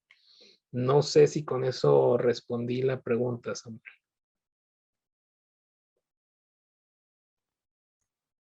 Sí, muchas gracias. Sí, ya tengo claridad en estos tres ámbitos, que no en todo requiere una responsabilidad directa en la asociación civil o en la IAP. Ok. Sino un manejo interno. Es correcto. Gracias. Se puede contratar personal extranjero.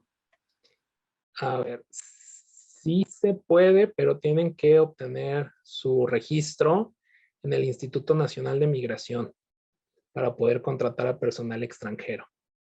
Esto si no tiene ya una residencia permanente.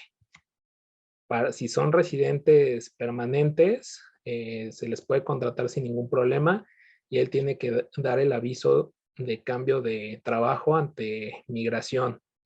Pero si es un residente temporal o si es una persona que va a venir a México, entonces sí se tienen que dar de alta como empresa ante el Instituto Nacional de Migración. Esto para la pregunta de Caritas Teotihuacán. Los recibos deducibles de impuestos y las facturas tienen que hacerse en lugares autorizados. No entiendo bien la pregunta. Siempre pueden utilizar el portal del SAT para emitir los recibos deducibles de impuestos y las facturas, o cualquier otro prestador de servicios autorizado para ello. No sé si con eso respondo a la pregunta. Igual si Caritas Teotihuacán gusta prender el micrófono para meter, bueno, para ahondar un poco más sobre esta pregunta. Sí, se quedó respondida. O sea, digo, no cualquier imprenta se pueden hacer las facturas ni los recibos de honorarios. No, de hecho ya no se hacen en imprenta, todo se hace a través de los prestadores de servicios. Todas las facturas ya tienen que ser electrónicas y tienen que tener el famoso, bueno, los CFDIs, que son certificados fiscales digitales. Tienen que tener las cadenas, tanto del SAT o del prestador de servicios, como de la persona que emite la factura. Entonces, sí, ya no pueden obtener, por ejemplo, antes, ¿no? Las famosas facturas de papel, que uno iba a Santo Domingo y ahí obtenía cualquier tipo de factura. Esas ya no son válidas e inclusive puede traer ahí problemas fiscales y penales por tratar de hacer deducible algo que no lo es. Entonces tengan mucho cuidado con eso. ¿Alguna otra duda, pregunta? Perdón, entonces igualmente los recibos deducibles de impuestos, ¿no? Bueno, o de honorarios, tienen que ser por una vía autorizada. Sí, es correcto. En este caso, ustedes tienen que obtener lo que es la firma electrónica ante el Servicio de Administración Tributaria. Con esa firma electrónica, ustedes pueden ingresar al portal del SAT y de ahí descargar sus facturas, sus recibos de nómina o todo lo que ustedes, los recibos deducibles de impuestos, los firman con esa fiel y ya con eso son legales. Entonces, ahorita en el caso de Caritas Teotihuacán, está pendiente primero la inscripción en el RFC y después la obtención de la fiel para que ya puedan empezar. Bueno, la obtención de la fiel y después la autorización del SAT para la emisión de los recibos deducibles de impuestos. Entonces, sí es importante eso. No sé si hay alguna otra pregunta. Gracias, licenciado. Qué padre.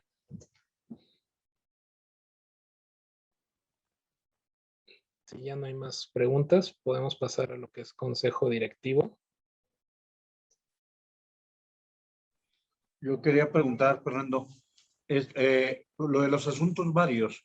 Ciertamente, como mencionas, no se vale que algo esté encriptado con alguna intención, pero generalmente es asuntos varios o asuntos diversos se utiliza porque aun cuando podemos pedir algún tema por tratar, esos son los temas por tratar, alguien añade alguno, de pronto sobre la marcha sale algún tema adicional.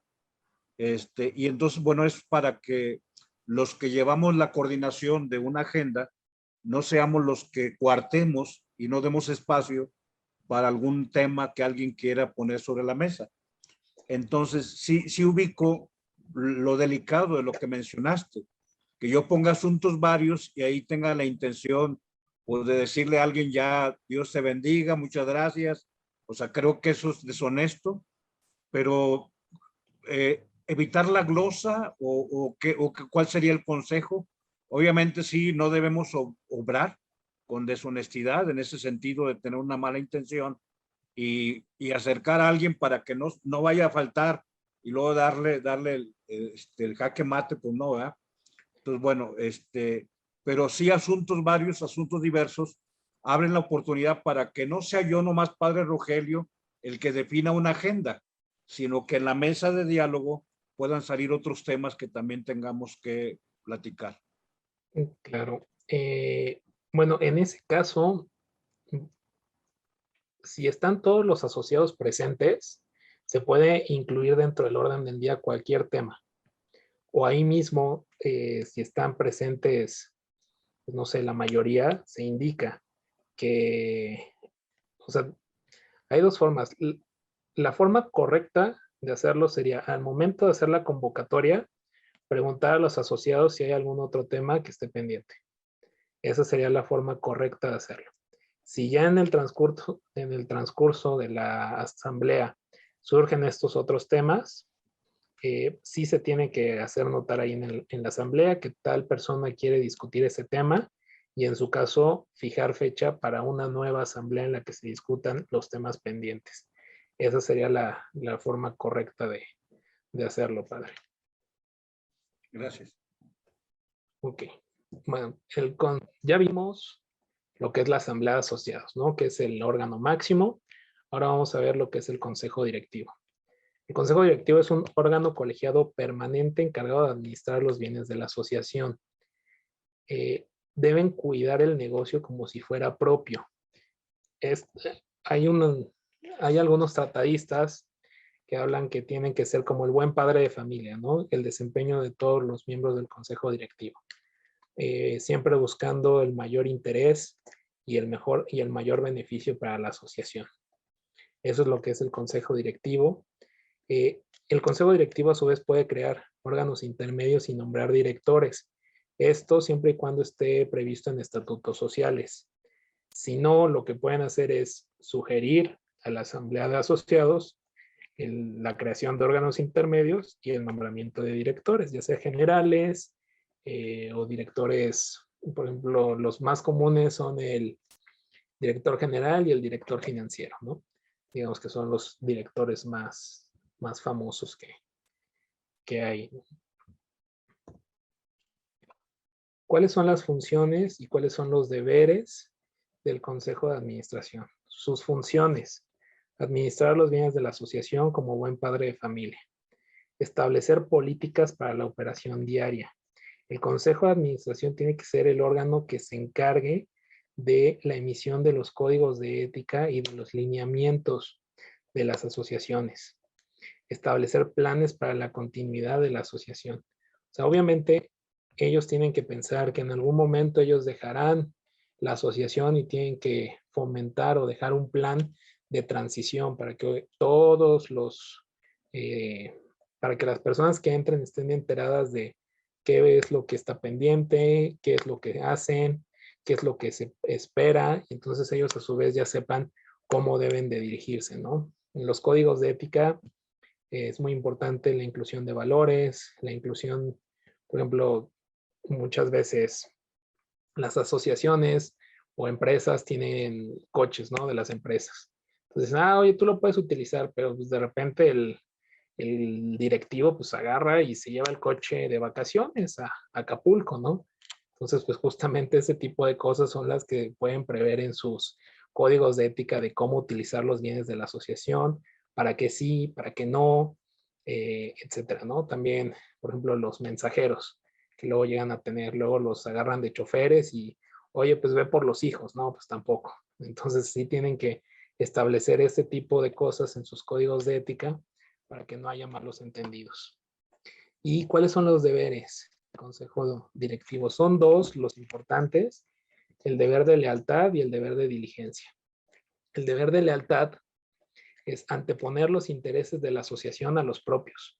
O sea, siempre tienen que ver por el bien de la asociación. Tienen, obviamente, las obligaciones de confidencialidad y de denunciar conflictos de interés. Si un directivo cree que está en un conflicto de interés, pues lo tiene que hacer notar para excusarse de saber de ese tema o para votar de ese tema, ¿no? en muchas ocasiones, por ejemplo, no es lo recomendable, ¿no? Pero dentro del consejo directivo están cónyuges o ascendientes, ¿no? Y descendientes. Entonces, obviamente, si se va a discutir, por ejemplo, la exclusión de mi hijo como del consejo directivo, pues obviamente yo voy a votar en contra, pero pues ahí no podría porque es un claro conflicto de interés. Entonces se tienen que excusar las personas y decir, yo no puedo votar en este asunto, tengo un conflicto de interés, y así ejercen lo que es este deber de lealtad. Y el deber de diligencia es deber de cuidado y atención debida, informarse y actuar de buena fe. Este deber de diligencia es muy importante y todos lo tienen que tomar en cuenta. Tienen que estar bien informados de las decisiones que vayan a tomar. Si ustedes en algún momento creen que no tienen la información necesaria para votar de un asunto, es mejor postergar el asunto, informarse mejor y después votarlo. Y siempre tienen que actuar de buena fe y con la mayor cantidad de información posible. Estos deberes de lealtad y diligencia no están en los códigos civiles ni nada.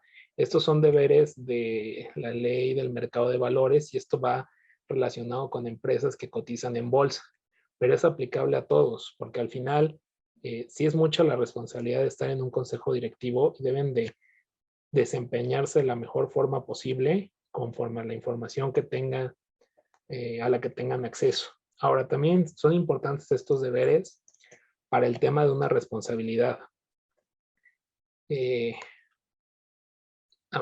Estos deberes nacieron por todos los problemas que se han generado en las bolsas. El último, pues en Estados Unidos, con esto de las hipotecas, que las personas que estaban trabajando ahí estaban dando unas malas calificaciones de las deudas, ¿no? Entonces, eso hizo que bancos quebraran totalmente y pues obviamente ahí viene y la responsabilidad de los consejeros, pues ahí respondieron con todo porque no tuvieron la diligencia, no tuvieron el cuidado, no analizaron bien, se dejaron corromper, recibieron sobornos. Entonces eso terminó en consecuencias graves y lo que se pretende con un buen gobierno corporativo es que estos deberes los cumplan los consejeros y también los miembros del comité, ¿no? ¿Cuáles son las mejores prácticas en materia de consejo directivo? Los integrantes, muchas veces me preguntan, oye, ¿cuántos integrantes debo de tener? Pues no hay un mínimo, digamos, para que sea un consejo deben ser 2 personas, pero se sugiere que sea de 3, máximo 15, 15 ya es muchísimo, y esto depende también del tamaño de la asociación. Lo que se fomenta es que sea un número impar de los miembros del consejo directivo para que en caso de que haya, más bien que no haya empate, porque si hay un empate, bueno, el presidente del consejo tiene voto de calidad y se terminará haciendo lo que disponga el presidente, ¿no? También se sugiere que haya consejeros que sean independientes a la asociación, es decir, que no tengan un contrato laboral, que no estén en el día a día, para que ellos a su vez con ojos objetivos puedan determinar, oye, esta práctica es buena, esta práctica no es buena, yo creo que este negocio no va bien, este sí va bien, en esto sí debemos o en esto no. También es importante describir las funciones de cada consejero. Dentro de sus estatutos sociales, pues los consejeros típicos son presidente, secretario, tesorero, vocales. En sus estatutos sociales pueden determinar cuáles son las funciones de cada uno. Por ejemplo, obviamente el tesorero pues tiene que ser una persona que tenga conocimientos contables y de administración para que él pueda llevar todo lo que es la contabilidad y las finanzas al día. Entonces, es importante definir estas funciones para también escoger al perfil correcto que va a ocupar el cargo de tesorero. En cuanto a la operación, se sugiere que se sesionen por lo menos 4 veces al año, una vez al trimestre. ¿Para qué? Para ir revisando cómo van los proyectos. Digamos que las asociaciones deberían de tener esta buena práctica de planear su año en cuanto a resultados, ¿no? Bueno, este año buscamos donativos de tanto, o buscamos crear un consultorio. Entonces, con base en esos resultados, es que van a planear las acciones para llegar a ese fin, y entonces estas sesiones 4 veces al año, pues permiten saber en qué punto estamos, ¿no? Vamos bien, vamos mal, es momento de meter un cambio o de plano abandonar este proyecto. Entonces sí es importante esto de sesionar 4 veces al año. Deben de tener acceso a la información relevante y necesaria, justamente para tomar las mejores decisiones. El consejo directivo se va a apoyar de los órganos intermedios, es decir, de los comités. En las Cáritas, la estructura que estamos diseñando es que cada dimensión tenga su propio comité y ese comité únicamente se especialice en su tema para que ellos puedan proporcionar esa información relevante, necesaria y especializada, y el consejo directivo pueda decir, ok, va bien este proyecto, este no va tan bien, oye, te sugiero estos cambios, oye, mejor vamos a hacer esto, vamos a hacer aquello. Las responsabilidades del consejo, confidencialidad. Toda la información a la que tengan acceso debe ser confidencial. Aquí en temas de asociaciones civiles no se alcanza a notar qué tipo de información puede ser súper importante, ¿no? Pero, por ejemplo, en casos de sociedades mercantiles, ¿no? Las que cotizan en bolsa, pues si de repente sabes que la asociación está teniendo está pasando por un mal momento, y si tú publicas esa información, bueno, pues se te van al piso las acciones, ¿no? Entonces, justamente esa confidencialidad debe de ser en todos los aspectos. Si están firmando un contrato importante o van a recibir un donativo importante, pues igual, tenerlo confidencial hasta que ya puedan hacer pública cierta información. Utilizar los activos para el cumplimiento del objeto social, lo que les decía. Si ustedes tienen el helicóptero, la casa de campo, el chofer, las motos, el mensajero, pues utilizar esos activos para el cumplimiento del objeto social y no para cuestiones propias de, oye, ve por mi hijo, o ve y entrega este pastel a mi suegra. Pues no. Establecer métodos de evaluación y cumplimiento. Eso es muy importante porque lo que es medible es mejorable. Entonces ustedes siempre tienen que establecer ciertos métodos para evaluar proyectos que están teniendo, ver los logros que se están obteniendo y si no, modificar para poder llegar a un mejor. Estos son los órganos intermedios que tenemos aquí. Al director general, Jeff Bezos. Imagínense tener de director general a ese señor. Me imagino que todo el mundo lo quiere. Pueden ser los directores financieros, como adelantaba Samuel, pueden ser directores diocesanos que estén encargados de ciertos puntos en lo específico. Y de esa forma, estos directores pues pueden a su vez asumir responsabilidades más concretas que el director general, ¿no? Que tiene que estar pendiente de todo y pues muchas veces no todos sabemos de todos los temas. Entonces es importante diversificar y establecer funciones a cada uno de sus integrantes. ¿Qué otros órganos intermedios tenemos? Los comités. Aquí tenemos son 4 los principales. El comité de auditoría, pueden ser auditoría interna o externa, pero siempre estar vigilando que estén al día en el cumplimiento de sus obligaciones fiscales y en materia de contabilidad. El comité de evaluación y mejora, que es justo lo que les decía, ellos deben de evaluar los proyectos de una manera objetiva y decir si se está cumpliendo o no se está cumpliendo el objetivo. Vemos que se están utilizando recursos en este proyecto de más, que no están arrojando resultados, entonces mejor vamos a destinarlos a otro proyecto y de esa forma ustedes pueden tener una mejor administración y a su vez pueden obtener mejores donativos con todos estos comités y estas estructuras que les van a permitir llegar con cualquier empresa y decirle, tenemos todo esto, y ellos van a confiar que los donativos que ellos van a hacer van a utilizarse para los fines propios. Otro comité es el comité de finanzas. Él tiene que estar 100% involucrado con todo lo que tiene que ver con dinero, con proyecciones en cuanto a, oye, pues a ver, no sé, ahorita tenemos 3,000 donantes de 1,000 pesos, bueno, al mes. Entonces, pues ese es nuestro presupuesto. Y con base en ello determinar a qué proyectos sí y a qué proyectos no. Otro comité importante es el de mejora y regulación. Este tiene que ver 100% con cuestiones legales.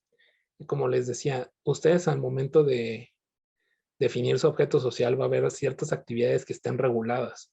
Por ejemplo, les decía, el tema de salud, que está regulado por materia sanitaria. Entonces, este comité se va a encargar de analizar cada proyecto y decir, estos son los riesgos legales que tenemos, esto es con lo que debemos cumplir y si no cumplimos con ello, pues pueden venir todas estas consecuencias, ¿no? Entonces, sí es importante que antes de que ustedes inicien con una actividad, tengan un panorama completo legalmente de lo que esto implica. Tipos de poderes. Obviamente, el consejo directivo y los directores van a tener poderes para representar a la asociación ante particulares o ante autoridades. ¿Cuáles son los poderes generales que existen? Poder general para pleitos y cobranzas. Este poder les permite presentar todo tipo de demandas, denuncias penales, procedimientos administrativos en los que esté involucrada la asociación. Actos de administración, pues esto tiene que ver con la celebración de todo tipo de contratos, sí, o sea, en general, actos que vayan encaminados a la administración de los bienes. Puede ser también compra, por ejemplo, de ciertos insumos, compra de materiales, convenios de colaboración con instituciones. Ahora con el redondeo Chedraui, bueno, pues el consejero pues tendría que firmar el contrato, etcétera, ¿no? Actos de dominio, esto va relacionado con la compra, venta de inmuebles o con la hipoteca de ciertos inmuebles. Estos poderes de dominio sí se sugiere solamente que los tengan personas que no vayan a hacer un mal uso de la asociación para que no puedan vender o despilfarrar el patrimonio de la asociación en caso, no sé, de que por una vendetta, revancha o lo que sea, ¿no? Que es importante también, estos poderes para actos de dominio en ciertas legislaciones de asistencia privada están limitados. Por ejemplo, aquí en Ciudad de México no se puede otorgar un poder general, siempre son poderes limitados. ¿Cuál es la diferencia entre un poder general y un limitado?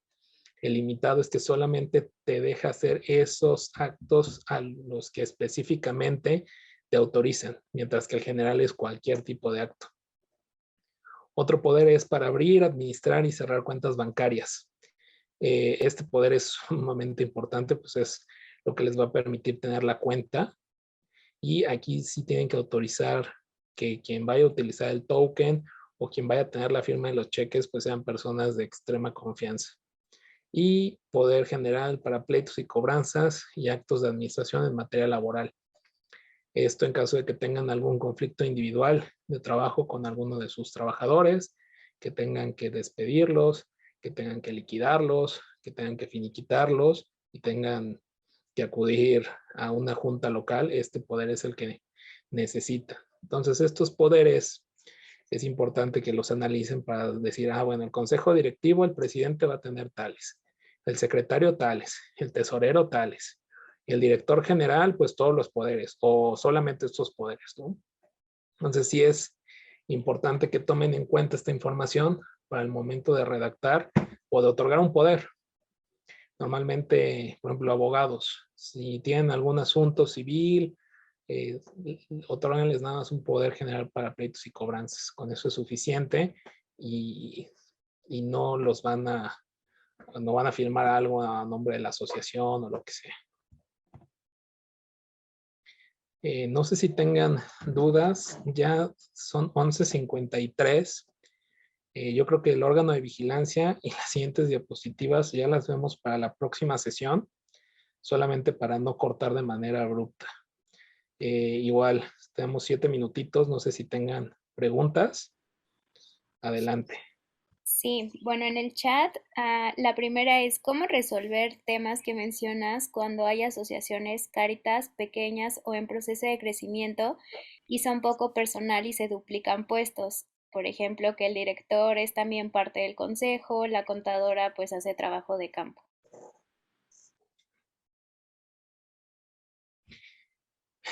Bueno, es que aquí justamente es un tema de organización interna en el que ustedes tienen que definir las funciones de cada uno de su personal, ¿no? Muchas veces si dotan a una sola persona de muchos trabajos, pues al final no va a realizarlos todos de manera adecuada, ¿no? ¿Cómo resolverlo? Pues ahora sí que si es, si es una asociación pequeña y que está en proceso de crecimiento, en el momento en el que empiecen a crecer, contratar a más personal que se haga cargo de tareas específicas o a su vez subcontratar trabajos especializados, en su caso para no estar duplicando funciones, ¿no? O pues, simplemente decirle, oye, pues esa no es tu función, hay tal persona que se va a encargar de ello, y si esa persona no responde, bueno, pues ya las consecuencias laborales pertinentes, ¿no? Que deban de tomar en cuenta. Otra pregunta es, ¿todo esto aplica también para una SC de RL de CB?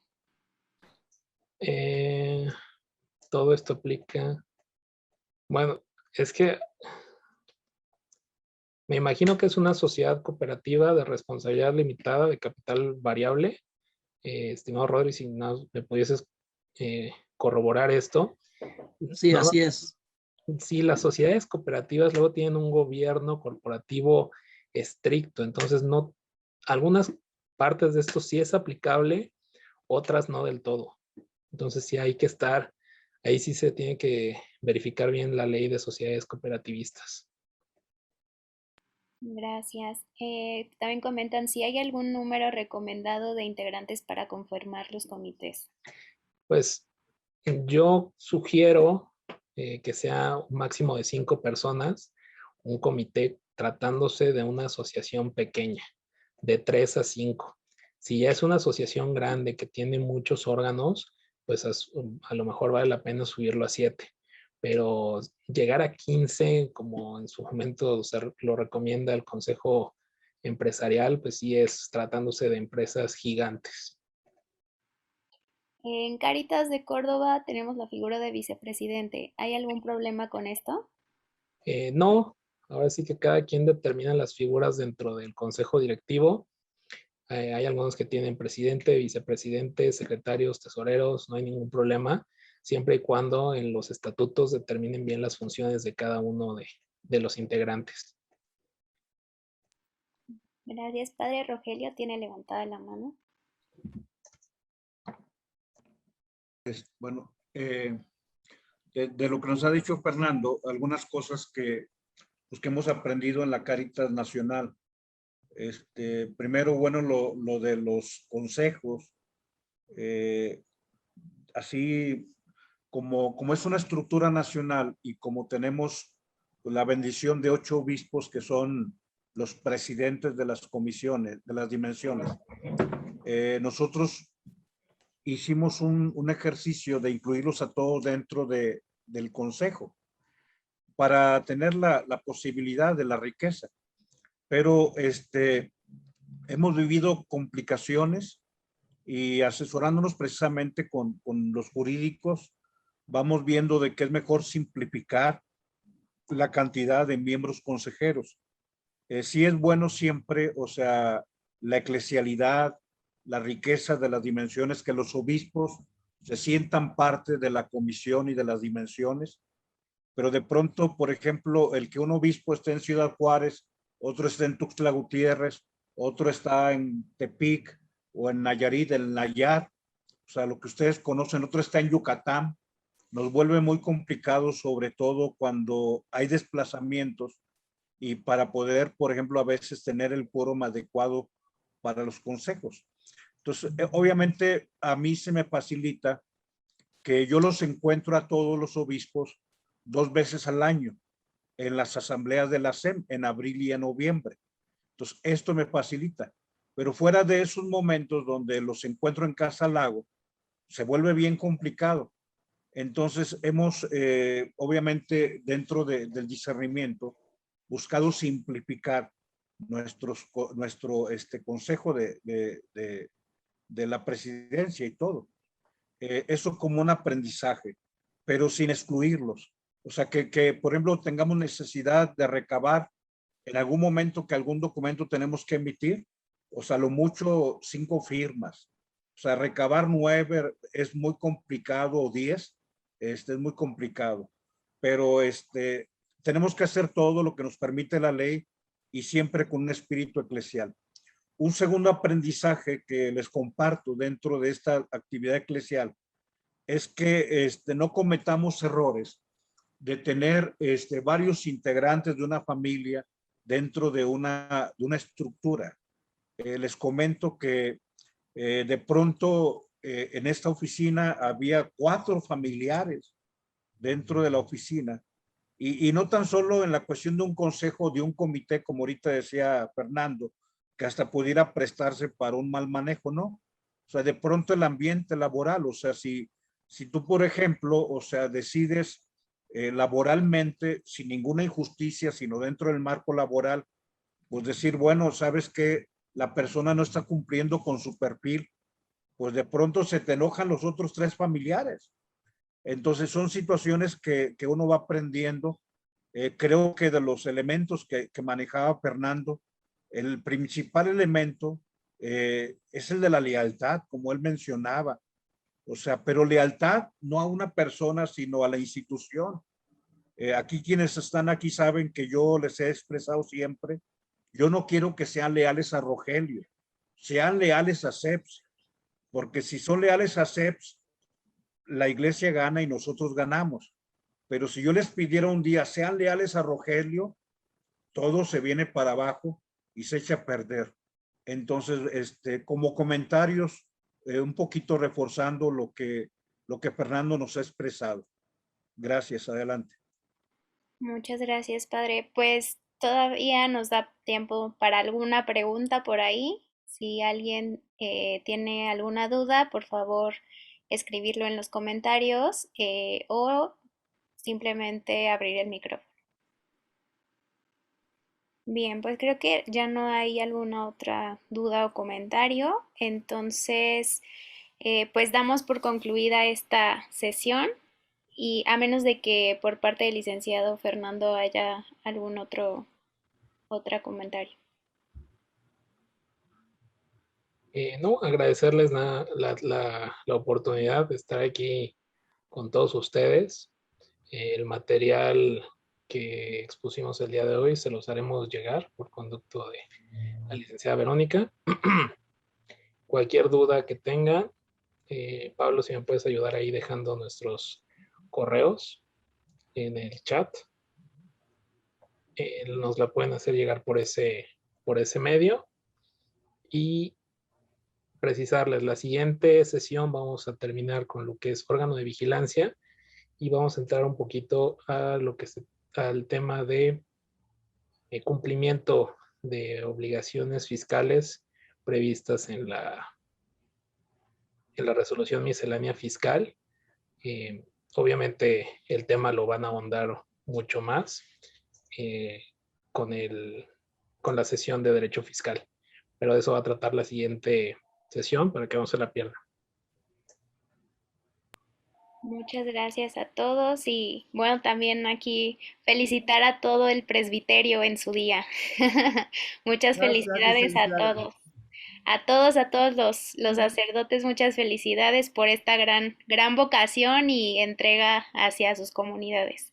Un abrazo muy grande para todos ustedes. Entonces, justo no sé si Padre Rogelio pues quiera dar una oración final encomendando a todos los sacerdotes. Gracias. Como lo mencionan, hoy es el día de Santo Cura de Ars, de San Juan María Vianney, y concretamente es patrono de los párrocos. Pero creo que todo sacerdote que hemos recibido el regalo de procurar la salvación, la salud del alma, la cura de almas, la salvación eterna, que es nuestro anhelo. Tenemos pues algo que encomendar al patrocinio de Santo Cura de Ars, un buen sacerdote. Pues que el Señor pues nos conceda bendición. Que el Señor esté con ustedes y con tu espíritu. Que el Señor Jesús vaya delante de ustedes para guiarles, detrás de ustedes para protegerles. Amén. Que los momentos difíciles Jesús, buen pastor, les cargue sobre sus hombros, restaurará sus fuerzas, les lleve a la vida cotidiana para continuar con su quehacer diario. Amén. La bendición de Dios Todopoderoso, Padre, Hijo y Espíritu Santo, descienda sobre ustedes y permanezca siempre. Amén.